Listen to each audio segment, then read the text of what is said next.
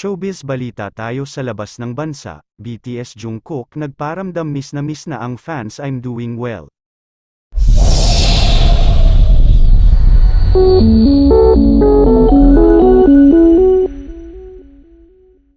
Tila namimiss na nga ni BTS Jungkook ang kanyang mga fans sa 3 buwan bago matapos sa mandatory military service, biglang nagparamdam si Jungkook, ang isa sa miyembro ng K-pop sensation na BTS, upang magbigay ng life update.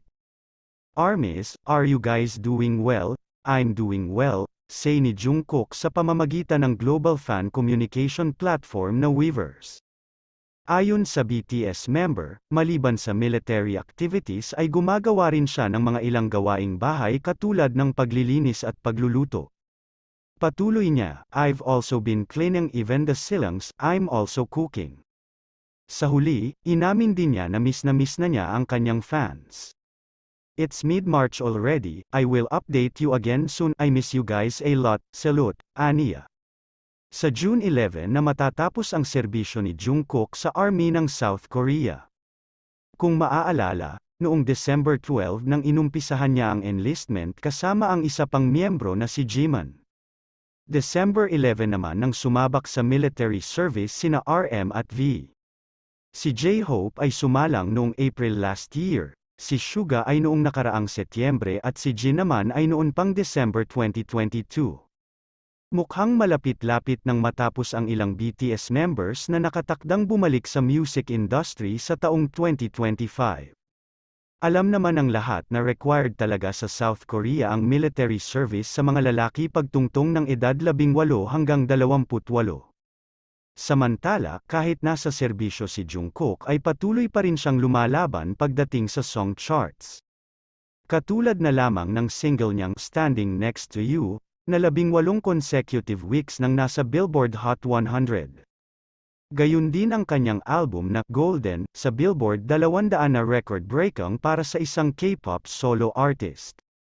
Samantalang showbiz update naman tayo sa loob ng bansa pag-ere ng It's Showtime sa GMA7 planchado na, pero may kumo-kontra. Aari ba na raw talaga ang pag-ere ng It's Showtime sa GMA7 na siyang papalit sa dating oras ng tahanang pinakamasaya? Planchado na raw ang pagpapalabas ng Kapamilya Noontime Show sa Kapuso Network at anytime soon ay maglalabas na ng official announcement ang GMA tungkol dito. Sa latest YouTube vlog ng talent manager na si OG Diaz na Showbiz Update, nabanggit nga ang balitang nakapagdesisyon na ang mga bossing ng GMA na ipalabas ang It's Showtime sa iniwang oras ng tahanang pinakamasaya.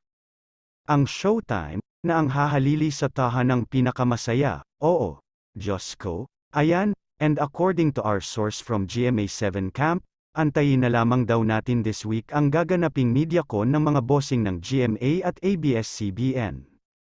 Kasama na riyan ang hosts ng It's Showtime para formal na i-announce ang pagtuntong ng It's Showtime bilang bagong noontime show ng GMA7 kapalit ng tahanang pinakamasaya, ang pahayag ni Papa O. Patuloy pa niyang chika, kung block timer ba ang ABS-CBN or revenue sharing ang mangyayari, nako, ayoko nang umipal, ha, kaya hayaan na nating sila mismo ang mag-announce. Sabi pa ng ating nabalitaan, planchado na ang lahat kaya let's just wait and see kung tama ang aking source, ha, sabi pa ng content creator. Ang magiging isyu nga lang daw dito ay kung papayagan bang mag-promote ang mga artista ng ABS-CBN ng kanilang mga teleserye at iba pang projects sa It's Showtime. Kasi nga, ngayong umeere na sa GTV ang It's Showtime, ay hindi pwedeng banggitin ang mga shows ng ABS-CBN dahil sister channel ito ng GMA7. Kasi nga, nasa GTV sila, behave sila sa pagbanggit ng title ng show kaya mga pade please lang, mga pailalim lang yung pagbanggit ng It's Showtime hosts kapag may nagpo-promote. Lalo pa ngayon kung nasa GMA na ang It's Showtime, lalong hindi sila pwedeng mag-promote. Kahit nandun pa si Kim Chu, hindi niya pwedeng promote yung What's Wrong with Secretary Kim, bago niyang serye with Paulo Avellino, pahayag pa ni Papa O. Samantala, ang sabi ng mga nababasa nating chika kaming mga taga-GMA na nagsabing parang hindi sila approve na ang Showtime, nina Vice Ganda, Ann Curtis at Vong Navarro ang ipalit sa tahanang pinakamasaya. Sana raw ay gumawa na lang ng bagong show ang network para na rin sa issue ng identity. O di kaya i-extend na lang ang oras ang tic-tic-clock, nina Pokwang at Kim Atienza. Oh well, abangers na ngayon ang lahat kung matutuloy nga ang pag-ariba ng It's Showtime sa GMA7. Kayo dear mga Kachika readers, totoo nga kaya or hindi?